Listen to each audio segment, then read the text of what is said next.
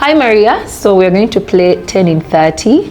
I'm going to ask you 10 simple questions that you are to respond to in 30 seconds or under. Okay. Don't overthink them though. Are you ready? Yes, I'm ready. Okay, so what's one thing that people usually get wrong about you when they first meet you? They actually think I'm confrontational and combatant. But I'm a coward, you guys. But the C works. What song best describes your mood these days? Cow Now by Grace Nachimera. She got saved, but sis, thank you for that song. You love it? If you were to check your phone right now, what app screams, please let me go? Maybe Uber. Uber? Yes. I think it's Uber. And the fitness app, but Uber mostly. Uber mostly? What most useless fact do you know at the moment? I don't have any. Offhead? I really don't. A useless fact. Yes. Well, your nails and your hair are still growing when you're dead. Why would they do that?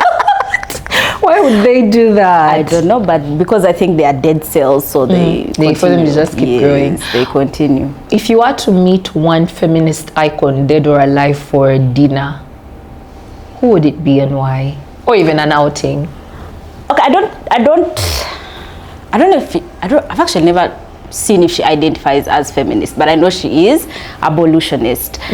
Joy James, I've been reading her work recently, especially on the captive maternal. Yeah. And yes, I think I would like to have conversation with her. Yeah, with them. What? I don't know what the pronoun is. What book has stood out for you this year, assuming you've been reading? I've actually been reading Animal Farm. Oh. Yes, by George Are we Orwell. seeing MP Maria? It's so no. You know that thing of when you read a book in S2 and then it's completely different as you now navigate life and you can see what the world is? That is Animal Farm for me. So right let's now. assume we have a karaoke mid-interview. What song would you easily break into? I can sing John Rainbow by Shiba. I can sing like a random Pink song. Yeah, I think, yes. Oh, I can also sing Violet Vibrato by B.O.B. By B.O.B. Yes, such a random song I love and know. What stands out for you during Women's Month? The performative graphics and texts. Everybody's like, oh, women, we love you, we care about you in their posters, but after match is over, they're going to return to being themselves. Meanwhile, they're not even changed, they're just performing. So the public platitudes just bore me. What small thing made you happy this week? My friend bought me Vaseline. Nice. Like I was just saying, like, my Vaseline is over, and then poof, they bought me Vaseline. What are you currently curious about? What am I currently curious about? I've been listening to a podcast about the misrepresentations in the New Testament, especially the Gospels. So I'm curious about, I guess the bigger curiosity is church history and how we've arrived here. So that's like what's keeping me. That's what I'm curious about. The last one, what's the one thing your friends would agree about you? That I'm a nice person. Yeah, I think my friends would agree that I'm a nice human being. Yes, please. Thank you for answering the questions, Maria.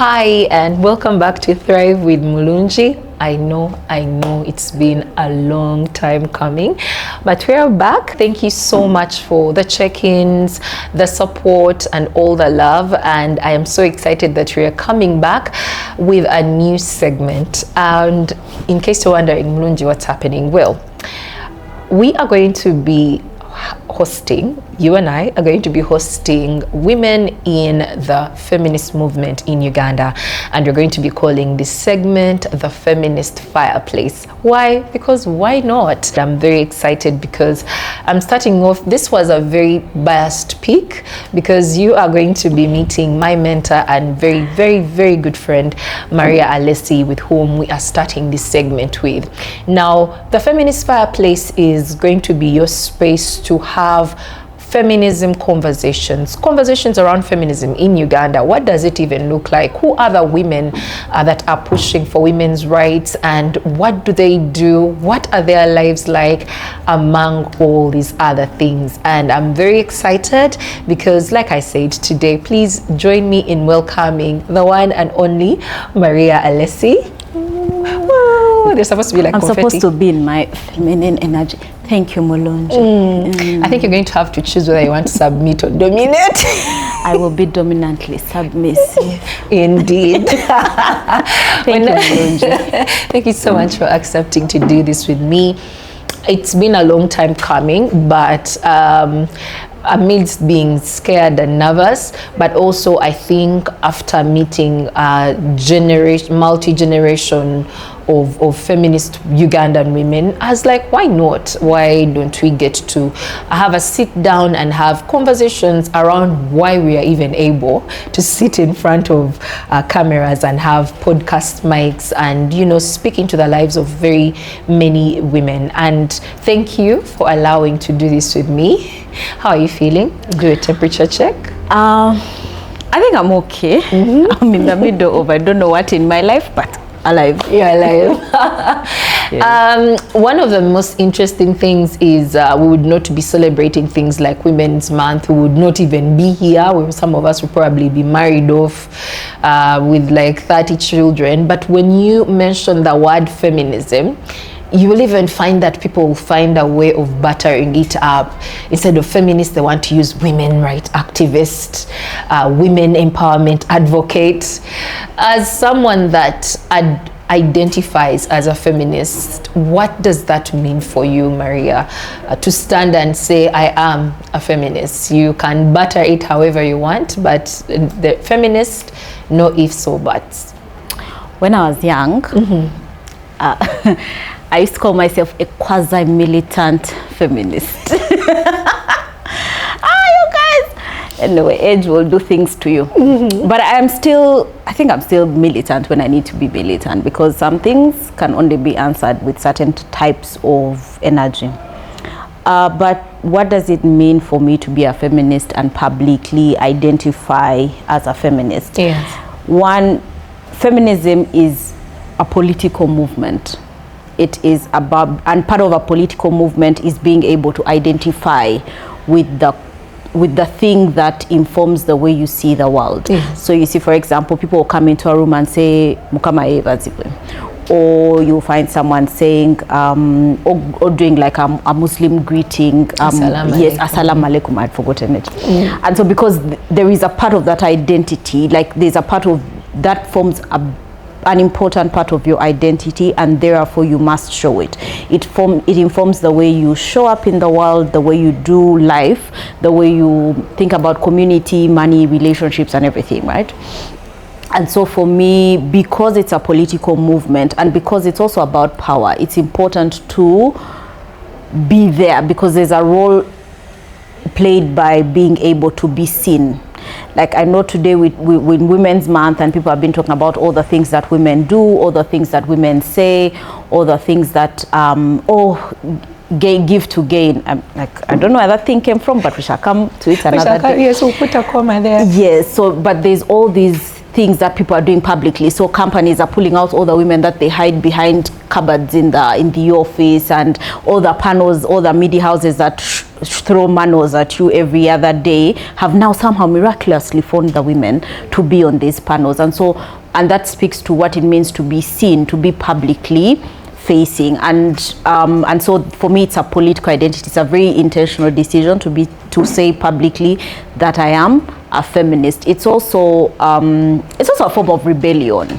in a world and a space where there's all of these things, where people are investing money, time, energy to say, feminists are destroying the world, they are causing men to hate each other, why you hate men, like all these things. So I'm just saying, yes, I am that irritation that's going to be part of, like I want to be part of your discomfort. But also, I think for me, like the best bit about like publicly identifying, and why I also intentionally decided to publicly identify, is there's nonsense that no longer crosses me. Yeah. That yes, you may not change your bad manners as an individual, but you'll say, Maria is here, we cannot do nonsense. And for me, that brings me joy. Like, feminists will come for you. The goal is to be feared. Like for me, to make the goal is to be feared. But these days, I think I'm not behaving in ways that cause people to fear me enough, because I'm seeing movement that is confusing me. But yes. So for you, it's very important to stand in that. This is part of my identity. This is what is shaping my politics, and you think of it how you want, but I'm going to stand strong and stay here. Now I'm going to take you a bit back into your background, because this is not a space where we're going to start apologizing for what we stand for. I mean, by now, if you know Mulungi, you know. If you know, you know. But I want to go back a bit, especially in your upbringing. Is this something that has always been part of you? Because on an individual level, I've always really been that person who says, why can't women run? Why can't girls run again? It's raining. Why are you expecting me to catwalk? Fortunately, I was raised in a home where, even though I was an only girl, there wasn't much. Like, we're all children, but then you get out of the household and then society is telling you all these things, or your aunties. For you, what was it like growing up that sort of shaped some of the politics that you stand for, the things that you believe in now? Let me cover my face as I say this. Guys, one of the most cringe things I ever hear is when someone says, me, I was born a feminist. I'd be like, I think you have a subversive personality. I think that is going to happen. Like, there are people who are inherently curious, so they ask questions. They want to understand why. Like, there are some children that you say don't do that and they'll stop, and then there are others that you'll say don't do that and they'll go like, why can't I do it? But I want to do it. Exactly. Yes. And so I grew up with my mom. I grew up in what they call a single mother home. And I won't say that there are things that happened in my home that shaped my politics, because I grew up in a normal, conventional home. The only thing that happened in our home that I think made it much easier for me to do that journey later in life was, I grew up in a very political home.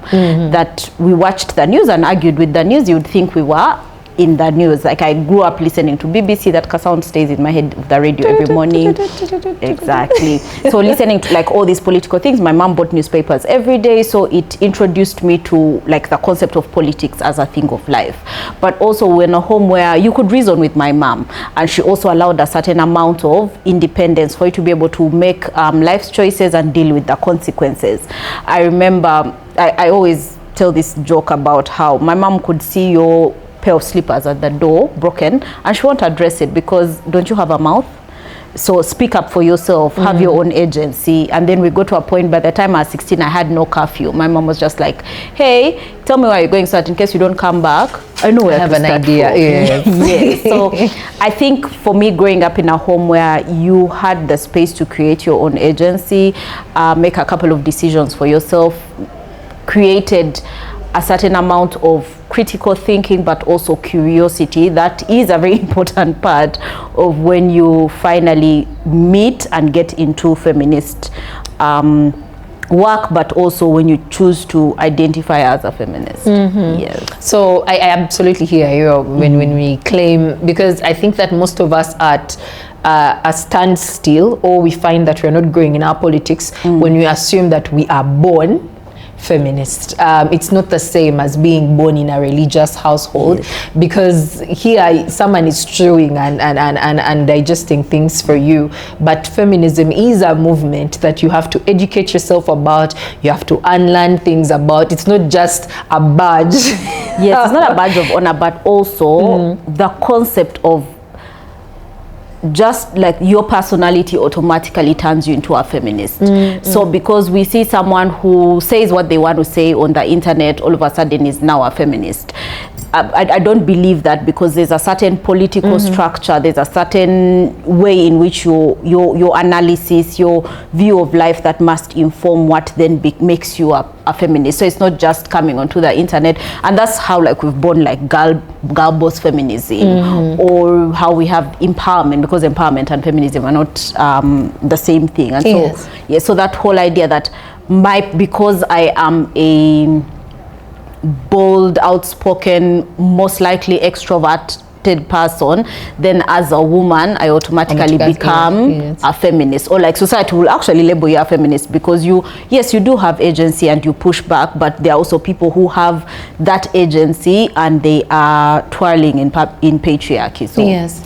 So one lesson from Maria: you don't just grow, this is something you cultivate. These are politics you read, you invest time, you research, you unlearn, and I think that's very important. This is not even gatekeeping, but we find ourselves in a place where we are using girls but there is no code to it. We are just using girls because we believe bro code exists. Yet there are precepts, there is all this research that has gone into feminist movement building that we should not just watered down by virtue of the fact that we are born, women, or we are aggressive, etc. Just high five me here.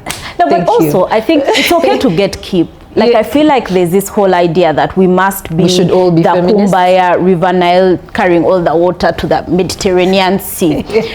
But if you look, for example, at religious entities, they have always gatekept. They've always kept the English is over. I come from Marathi. They always gatekeep. They always gatekeep. And so if you look at church history, you will see that when the Pentecostal movement was born, there were fragments where people were just like, the way you're behaving, your theology, your doctrine does not align with what we fundamentally believe, and so people break away. So the concept of gatekeeping, I don't know why people expect that feminists are going to be all loving and all bring everybody in. We are not. We're in a revolution, we're in a political movement. Ideology is very important. So we can disagree on strategy, but if we're disagreeing on principle, then there's nothing that we are participating in. Thank you, Maria. And I think this conversation is very important, especially in a space where this morning, as on that Musk's app, and there's this company that is looking for female enterprising founders, actually, and in all the comments the energy was, all the black boy has been left behind. Wow, when are you doing black men only? What is your take, especially in a place where even during Women's Month, where people perform in inclusivity, we're seeing where we see manuals every day for every Women's Day panel, there's a man that has been included, and the need for us to prove that we are not combatant. What do you think is informing most of these conversations? What about the boy child? The boy child has been left behind. Is this something that we as feminists need to be, we find ourselves stuck in the middle of, to try and prove that we are for equality for everyone? What a loaded question. It is. So, one, feminism is responding to an imbalance in power. We are not responding to vibes or people's feelings. Like, that's not the conversation on the table. The conversation on the table is power. Whenever I hear someone saying, oh, what about the boys, what about the men? My question is, what is it that we're pushing for, agitating for, organizing for as feminists that men don't have access to? What is it? Is it the rape that people want to be raped? Is it the exclusion from education for a very long time? Is it, there was a time on Twitter, I reject to call it X. It's Twitter, my please. small protest. In my small old woman protest. Microaggression. We are allowed. It's called Twitter. Yes. There was a conversation about food misogyny, and people are just like, but this is a reality, that to this day there are spaces where women can't eat gizzards. And so for me, every time people go into the what about discussion, even in entrepreneurship, I saw our conversation recently, I think it's like about 2% of the money from venture capitals go to actually women founders. And so now you also want that 2% when you have 98%. You see that the type of greed that feminism is actually trying to address when you look at land ownership, when you look at inheritance, when you look at even many of the laws that we have today, like the Marriage and Divorce Act, the way it is structured, the Divorce Act, the Marriage Acts, the way they are structured, and even the practices around this leave us in a place where there's still a lot to be done. Of course, what confuses people is the handful of women that they see in public. You know, they'll see Mulungi, they'll see Maria, and then they go like, women have made it. What about the boy child, right? Yes. But the other thing that irks me is the fact that they do not want to address the foundational structural things that are causing boys to get excluded. So it's always, when we talk about a woman has been sexually violated, what about men? Girls are dropping out of school because of rape and pregnancy. What about the boy who's dropping out of school? But if you went, for example, in Uganda's case, if you went into the Uganda Bureau of Statistics, of course now we have struggles because the data is, we don't know if we can rely on the data after the last census chaos. Yes. But when you look at the data from the last National Household Survey, the truth of the matter is that there is a higher enrollment of girls than boys in primary school, but that figure flips when you get to secondary and university. And higher education, universities is like one part of higher education. But when you look at now from there, when you go into the data and you look at the reasons why boys are dropping out of school, one of them is poverty. And you cannot address poverty from a conversation of what about the boy child, because for the longest time girls were left out of school because of poverty. But now the way boys are dropping out of school because of poverty is that they are trying, part of it is they are trying to become rich early, because again, when people want to talk about masculinity, they don't talk about how structurally we have made men's entire identity money. And so now we are seeing what that means in an everyday, in real time. So if we don't address structural poverty, then boys are going to drop out of school because they are going to try to earn an income, whether it is to look after their families or for their own personal gain. So the what about, for me, my question is always, what is it that the women are agitating for that you don't have access to? You have access to public spaces. There are more men in public service. Yes. There are more men in parliament. There are more men, like when you line up all the ministers in Uganda, there are more men, like there are more men in all the public spaces and powerful spaces. So if men are getting left out, it's a men's problem first and foremost, but there is no evidence that you're actually being left out. Half of their evidence is that one call in an entire year where they say, let's target women. And even when you look at the funding that, for example, in this case, like that is still a small portion of the money that's available globally. Yes. Where I come from in the non-profit world, the money that goes to women's rights organizations and feminist organizations is the least amount of money available. And now these women rights organizations must contend with the fact that they're being asked to involve men. Yes. There's not, like, I don't have a problem with involving men, because anyway they exist. We have not yet created a universe without men. A Venus. Yes. Where are we going? Oh yes, a Venus.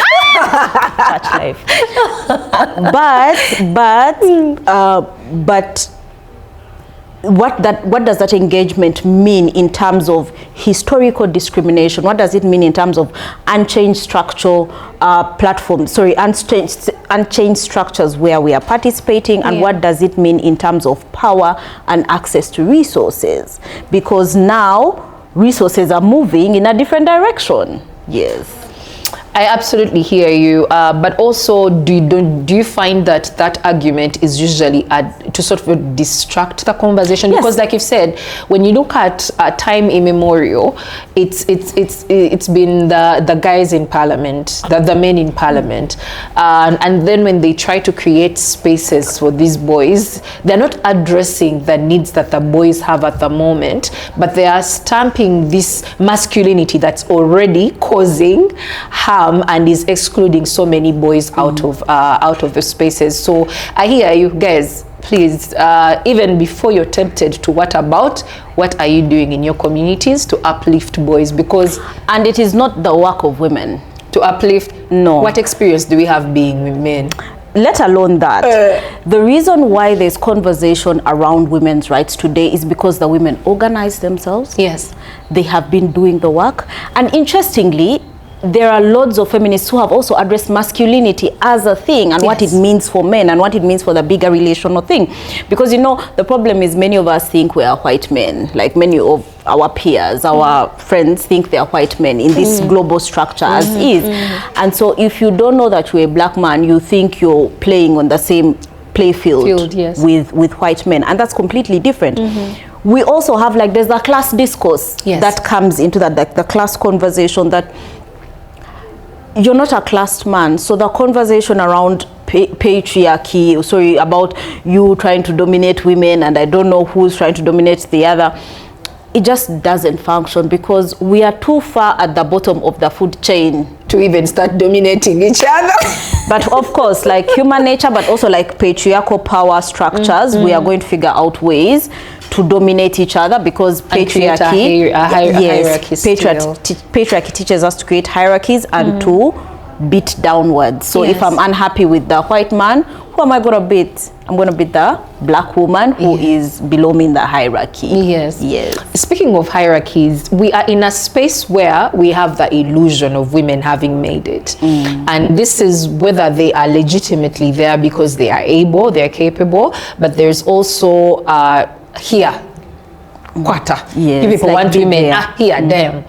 And we are seeing that illusion not just coming from the men, but coming from people that look like us, like the oppression where the oppressor takes on the oppressor's tools and the other ones leading this cause. And to plainly speak, we are seeing it more with women being anti-rights, pushing back the whole I want to be a child wife, even in dressings. Like nowadays when you look at the fashion, women look like they're wearing uniforms. If you've watched Handmaid's Tales, you see like those. There's even a color to it. And I'm going to dig as far into capsule wardrobe. I don't know. It started off as a really beautiful movement, but before you know it, the must-haves, and this crept in a bit with fashion, with words like classy and trashy, with words like modesty is sexy, or consent is sexy and hot. What would you say especially in Uganda, where if you're to look at the police report just last year, or if you're to look at the others, because there isn't really much when it comes to the crimes committed against women, why do you think there is a rise in women who are cajoling themselves to deem trad wives, perpetuating the lie that you feminists fought for us to fight, but me, I just want to be in my husband's house? Where do you think this is cropping up from, and how can, I know it's a loaded question, but then how can we also make sure that we are not, because it's very easy to sit in a culture for a long period of time and then you become it. So where does a girlie start from? I had to use that word. From the beginning. Yes. So where is it coming from, for starters? So one, I think it has always been here, but because when you push against, when you're fighting power, it will fight back. Yes. So it's in the process of fighting back. I want us to think back to I think it was 1960s, 70s, the civil rights movement, the feminist movement, because that's what made feminism, like when women in North America and Europe are fighting for their right to vote, is what brought us the feminism that we see and know today. But even in that movement, the black women were thrown under the bus. Yes. When people are fighting for the right, when people are fighting for the right to vote, when it came time for the black women to also get the right to vote, their counterparts said, no, we'll vote they won't vote support on their behalf. Yes, they won't support that cause like that. So, and these women had been organizing together the whole way to the journey, and then they jumped out. It reminds me of Ugandan women and the sexual offences bill. Yes. After the queer women and the sex workers did all the work. Whew, the women were happy for a law that was criminalizing sex workers. Yes. Again and again. But so it has always been here. I'm starting to appreciate that, like, life is like cycles, right? So we are now in the cycle where the people who want you to be at home are now, they've organized. That's the truth. They've organized. Fortunately for them, also they're also really well resourced. You know, when everyone is always saying, "You guys have so much money," I'm just like, "Show me the money."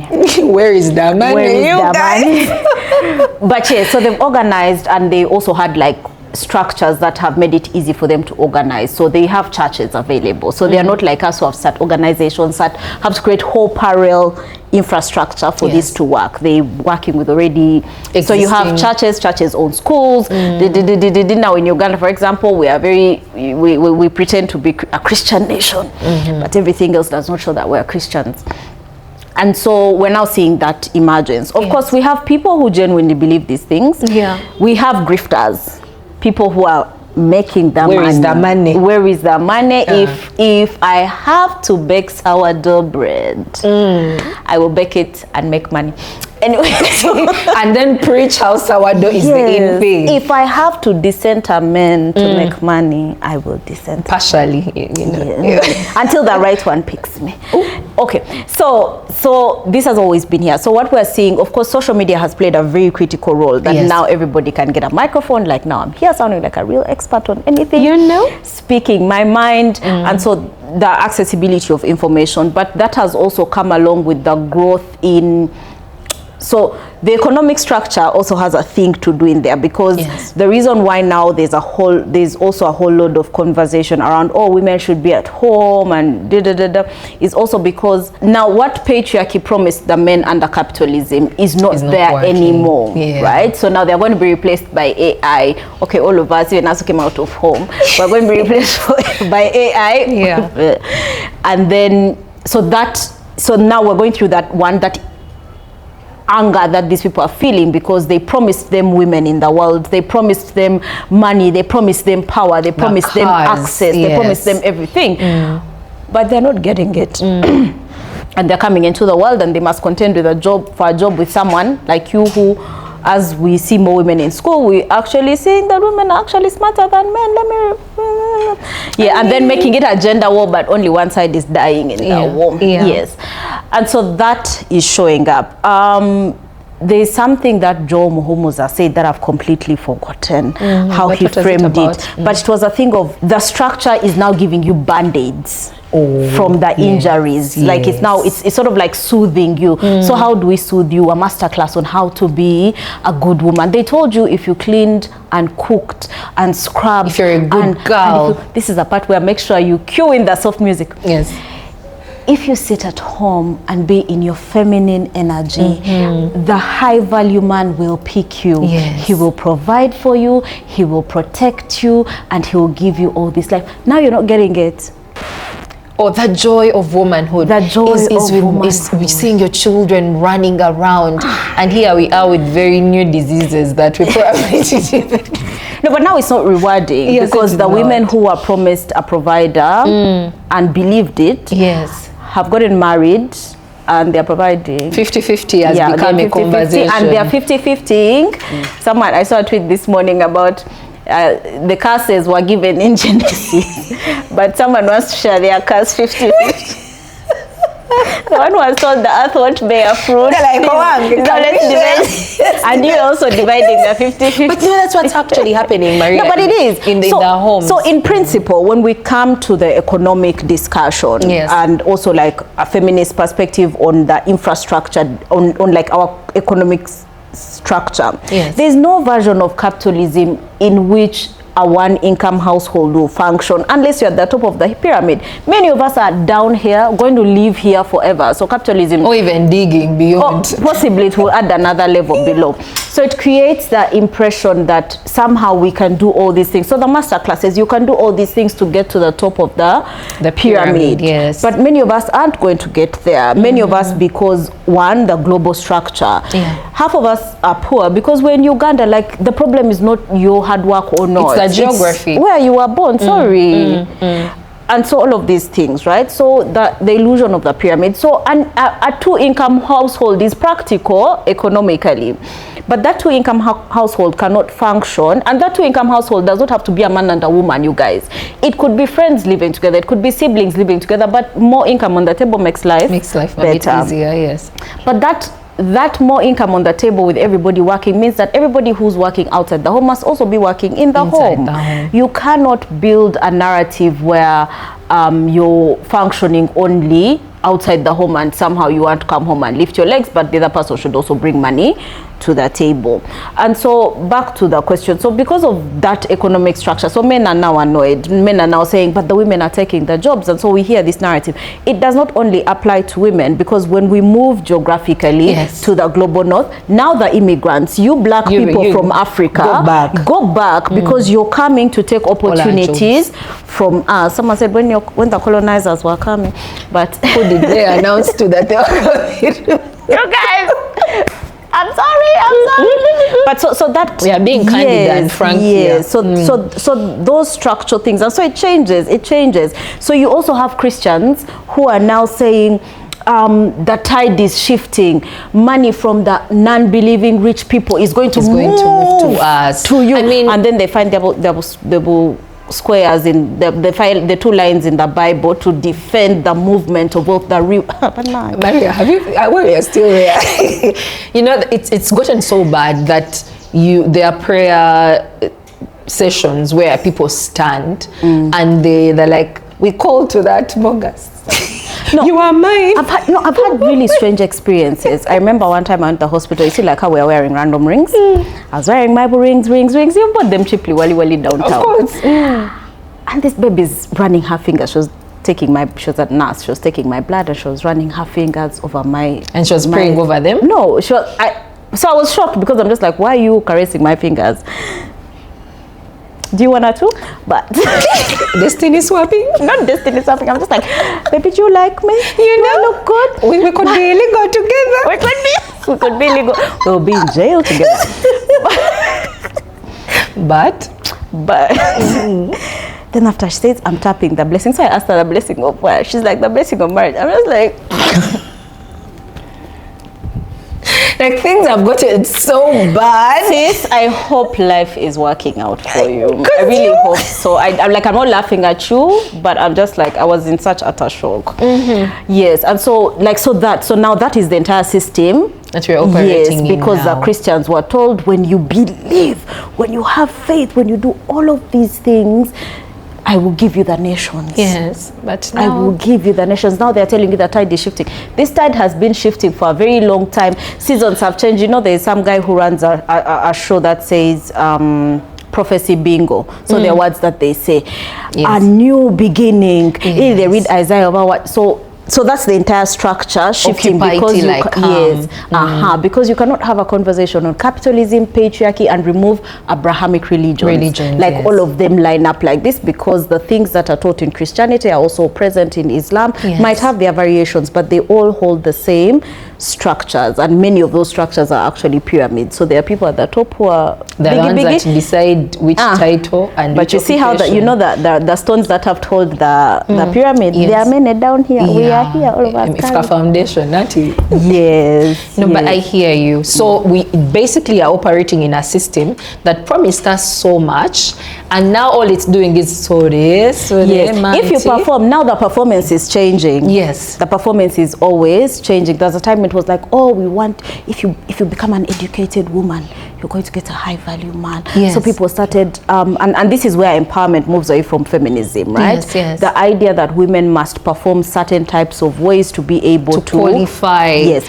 So what empowerment does is that it puts you into the structure.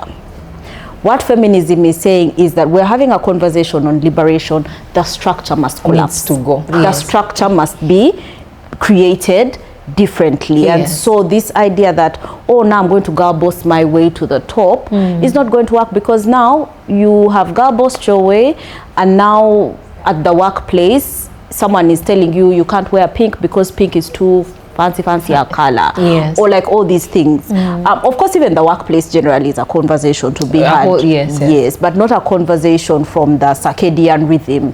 You know, the empowerment women have entered the part of your circadian, like a 9 to 5 does not align with a woman's circadian rhythm. Yes, guys, you wake up.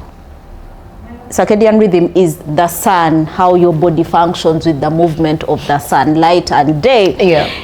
Someone who wakes up at 3 a.m. to breastfeed a baby is being told that a job that gives you income, that gives you power, is disrupting your circadian rhythm, but not the child who wakes up at 4, sleeps at 9, wakes up at midday, like has altered everything. But that is not I don't have children. They're going to. We'll have that conversation some other day. But I hear you. So then comes in the next part to the question, Maria. It's very easy, easy to give into this system, because one thing I love the distinction that you made between empowerment and feminism is empowerment is just sugarcoating things for you. It may get you in that space, but the performance has to continue. Feminism is like, you see this table, instead of us pulling a seat to this table, it was not made with us in mind. How about we just break down the table and create a whole new table? How do you then realize that you're falling for this? Because like you said, it's the soft music, it's the English, it's the glamour, it's the glitz, it's the makeup, it's opening doors. It's opening doors for you. It's you feel safest when you submit.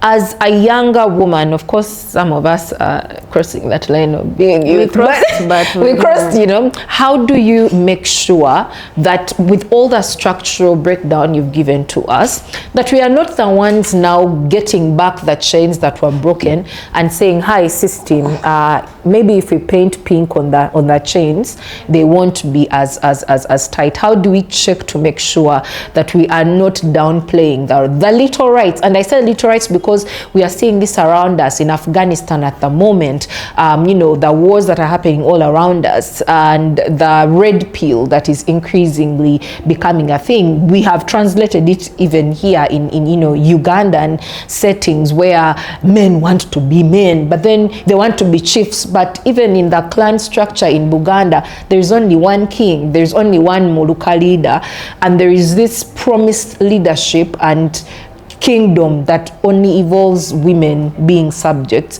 How do we make sure that as women we are not playing into these sentiments? Or how do you even notice that you're slowly compromising? If you're doing the thing that is most publicly accepted, you're most likely you're moving you're going with the current, right? So one, just to acknowledge that because of the systemic nature of these things, many of us are raised and this is why I cringe at I was born feminist. Many people find feminism maybe earliest in their teens, and this is if you're in a world of access to information, or if your mother is an activist, or your father, when you've been in those environments. Many of us meet it in our 20s and then 30s and then 40s, because now you have access to information, you have control over what it is that you can consume and not consume. Now, because of the systemic nature of it, we internalize it, because it's the thing that we've grown up seeing every day. So it's the lay your bed. What kind of man will you marry? You need to learn how to cook. As a boy, why are you crying? As you're supposed to be battle hardened. What are we going to war about, right? Yes. And so that internalization, and especially for women, and I'm speaking to women because men have enough space, they will talk for themselves when they want to talk, although I completely understand, but I will never be in a fight for men. I mean, what experience do you have being... but they take advice from Paul. I can give them advice. Paul was a man, so I could understand. And he was giving women advice. So as Saint Maria Alesi, Maria Paulina. Anyway, so yes. So we internalize. So there are things that are very basic, like when you catch yourself judging a woman's clothes. As someone who grew up in the church, it was always the thing when I saw someone in like a super short dress. You first notice how seductive it's going to be to the brethren. Yes. So that is patriarchy. When you think, when a woman says she can't cook, and you go like, what will your husband eat? It doesn't even have to be what will your husband. It's just like that shock of, what do you mean you can't cook? When you're expecting a certain type of behavior from a woman or a girl, or you see things like they are making girls put their legs together when they are in their parents' homes or their grandparents' homes, that speaks to an internalized like we're training them for a certain kind of behavior. It's never, because some people are like, no, but we're teaching them to be good mannered. But good manners is not neutral. Yeah. Like we talk about good manners like they're gender neutral. I remember there's always at some point in the year, there's always a big debate about kneeling. Oh yes, it's soon it's coming. a form of respect. It's soon coming. Yeah, we give it time. We give it time. It's a form of respect. But if you pay attention to how kneeling functions, when you're children, yes, you're most likely to all kneel together. Yeah. When your brothers cross into the teenage age, they stop to kneel. They might kneel for your grandmother, who's the matriarch, and then you will continue to kneel. You will, at some point, you're kneeling for your peers, by the way, because you kneel to greet your brother. But the men, as the men grow up, they will either kneel or prostrate, is that the word? Yes, for kings, chiefs, like, so there's a hierarchy. Oh, they don't really get to see that often, but the kneeling never stops. Yes, the kneeling never stops. Like, you will meet your drunkard, completely disrespectful, disregarded uncle, and they are expecting you to kneel for them and greet them. As a sign of respect. Yes, and so then it ceases to be respect, it becomes a gender role. An expectation. Yes, a gender role and an expectation. And so people are just like, no, but today you can make a choice, you can opt out, but there is punishment for opting out. Oh yes. When you don't kneel as a woman, especially from a certain section of Bantu groups, and for Uganda, for example, it's been because Baganda are the biggest ethnic group and they also own the biggest cosmopolitan areas of Uganda. Now we've also adopted their culture, we've all incorporated it into ours, and so now that kneeling is expected. Yes, and so those are the things that you see that show you that we have internalized it, because we're expecting that kind of behavior from women. You look at when people are having conversations about adultery or unfaithfulness in marriages or extramarital affairs, it's always the expectation that the girl has a duty to the other girl to not be in a relationship with her man. Yes. But your the man is tempted, forsaking all others and holding on to you in front of God. They'd be looking at each other in the eyes. Even they cried, please.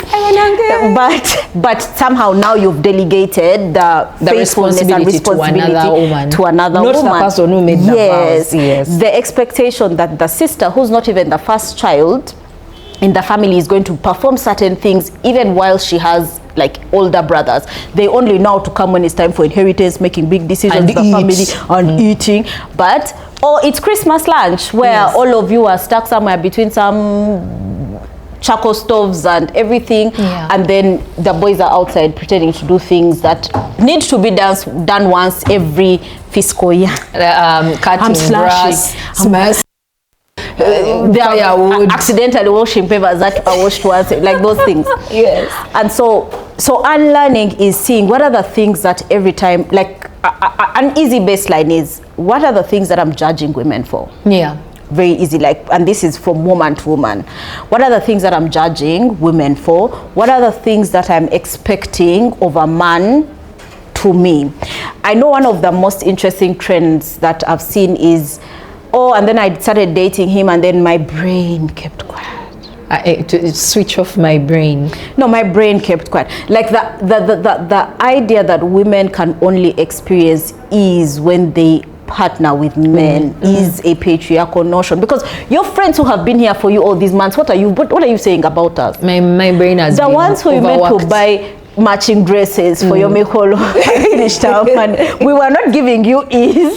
No, it's a bit different when you're in your natural, divine, feminine era. Yes, like the things that they beat down upon you. Like now I see there are very many conferences teaching you how to be submissive, teaching you how to be the best version of yourself, of an excellent woman, elegant woman. How to be a wife. So people, like, guys, make money, make your money, but we are coming for you, grifters.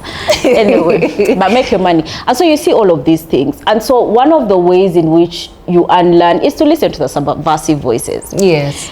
And subversion could not only be for feminist discourse, but it could be for everything else. Like, yes, there are women who are telling you must chart this path, but what are the other women who are saying alternatively? One of the most interesting groups of women to listen to is like older widows. Yes. Older widows are such a like high quality group of people. Okay, there'll always be like the outliers who are saying like crazy things. I know we're told as people who've grown up in church, when people leave church, they're leaving because they want to go and sin. They're leaving because they're bad people. They're leaving the path. They're leaving the path. So listen to that. Read. We're in an era of information. Of course, the algorithm will send you the things that you're looking up and interested in, but read outside the norm. When I was a very present practicing Christian, I used to listen to atheists and agnostic people, like people who think would challenge. Yes, are mad. And there's a lot of things to learn. Yeah, we've been told that you must be in this little box.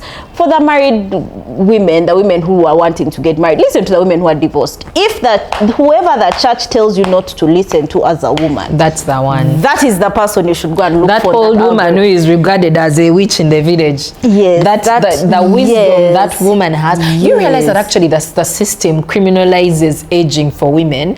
That when you watch, as someone that consumes a lot of movies, the older women that are not partnered are either portrayed as witches. They're the ones. They're in a crisis. Life is like I must find the wisdom those women have. Of course, like you said, they're outliers. But I hear you, because most of us have confirmation biases. We mostly want to listen to how to keep a man. I'll not forgive some of you for telling us how to keep Kampala men when you know very well.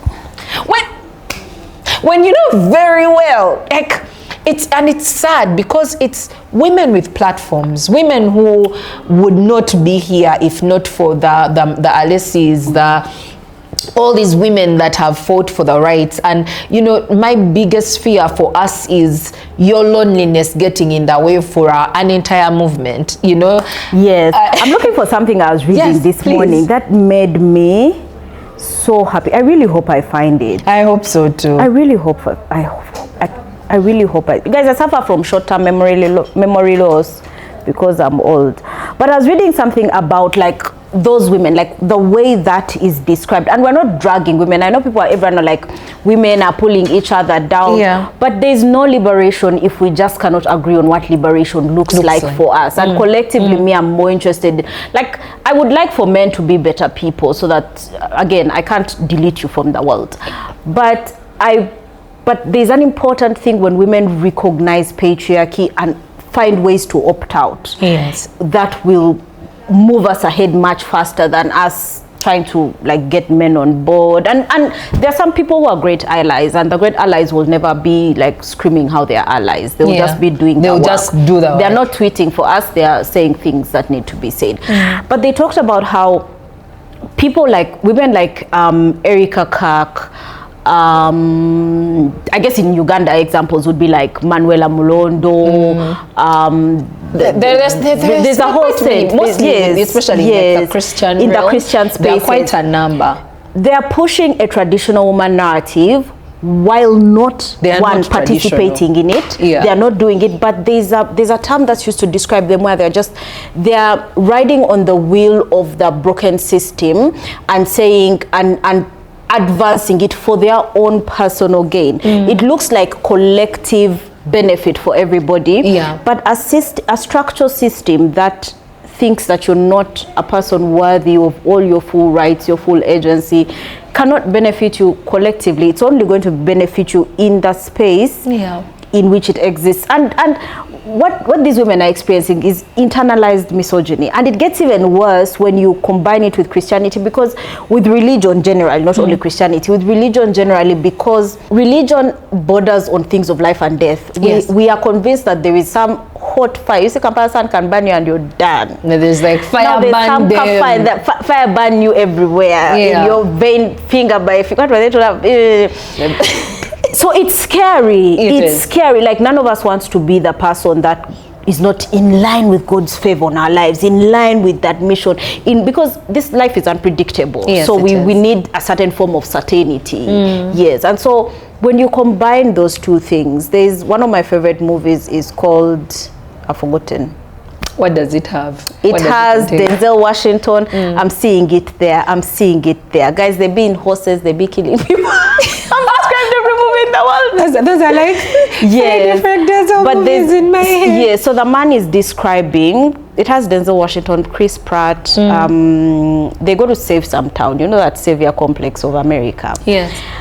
And one of the things that the guy who was trying to steal the land from the community says is that for the longest time, this country has equated land to capitalism to God. Yes. And so when you fight me acquiring land, you're not just fighting me, you're fighting God.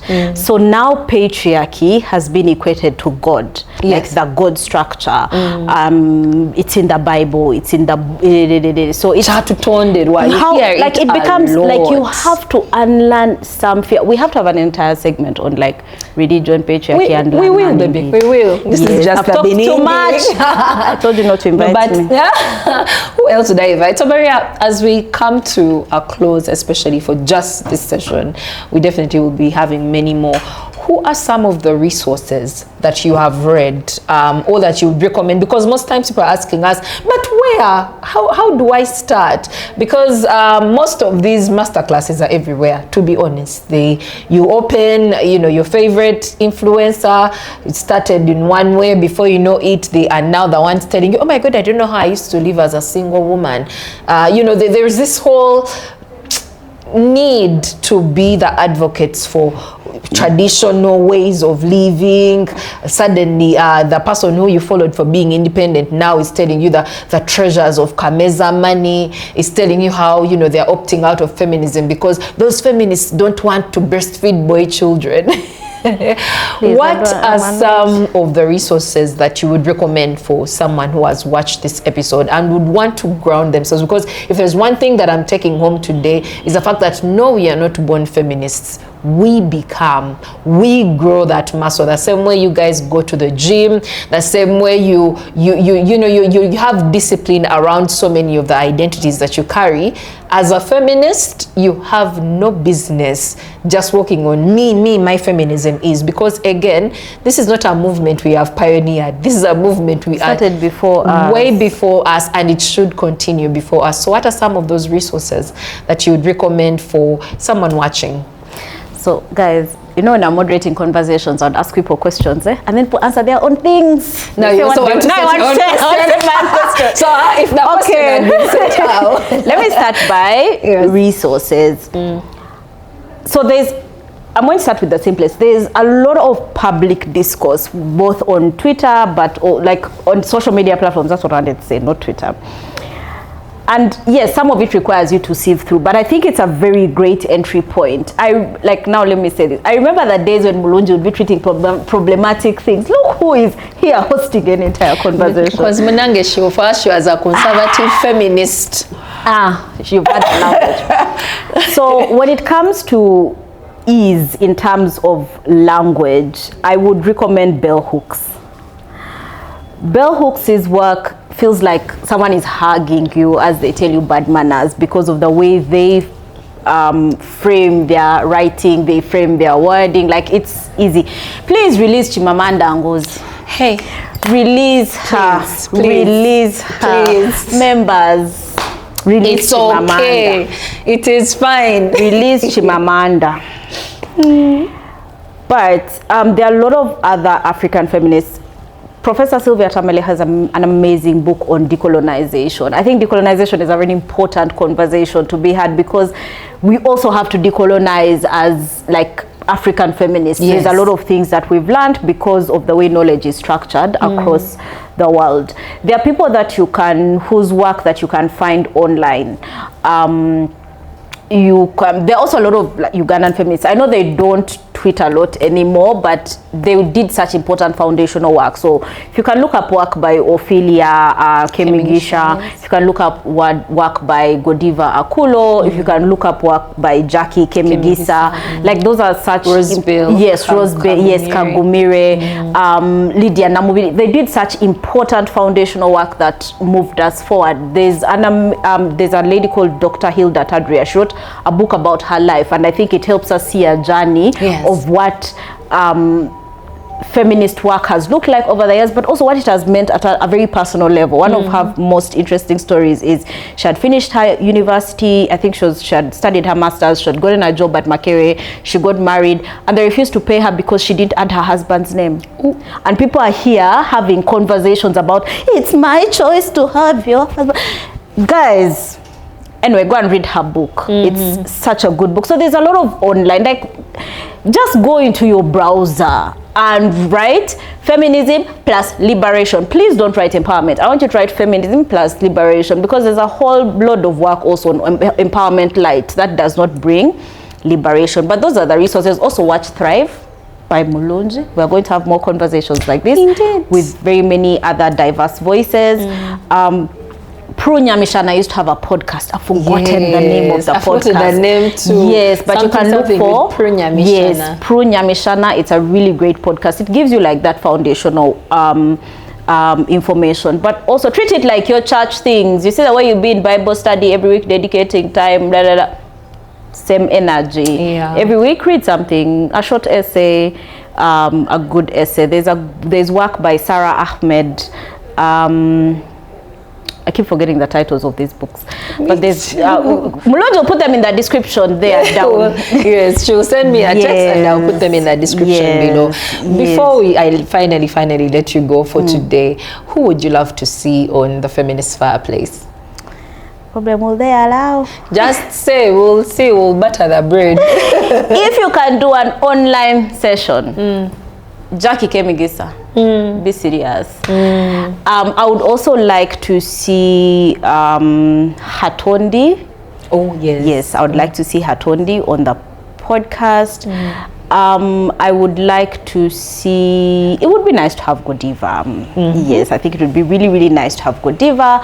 I would like to see Rosebell, because I think Rosebell is providing us with important information about like what this means at a global level, what it means for what we're seeing in the world today. Guys, the war between Iraq and USA is a representation of patriarchal power structure. Stop asking the feminists to go to war. We're anti-war. We are really, by the way. Let me see who else. I would also like to see like a lot of like older women. The older women. Yes, a lot of older women. Going to say Dr. Tadria. Yes, but I would also like to see Martha Ahumuza. Oh. Yes, I think Martha Ahumuza has really, really nice threads. So I would like to see her thread them in real life. Thread them in real life, Martha. I think she does a really great job putting some things. But I think the other things that I would like aside from people is just what, like additional conversations, like what is it looking like for, like when we talk about surrogacy, it's been a big debate. Issues of changing names. So if we can have like a couple of feminist historians, feminist economists, I would like to see Leah Erenyu. Yes. To talk about like what does capitalism look like? What does it mean? What do alternative economies look like for us? But also I would like a segment. You see, I'm making your show my show. I would like, she's going to fund me, guys, together with you, because at this point I would like to see a segment on just responding to the things that are happening currently. Like when people do a show, I know Fanori is going to have greater women, never greater than thy price, over thy great price. Like there are all these conferences that happen, and they look like things because they're helping people now. Empower the women. It would be nice for you to have sections where you put these things into, when we say patriarchy, this is what it's looking like. Why? Yes, like Yeah, how can someone say, hold on, take conference from men, and then tomorrow say, but women are supposed to cook?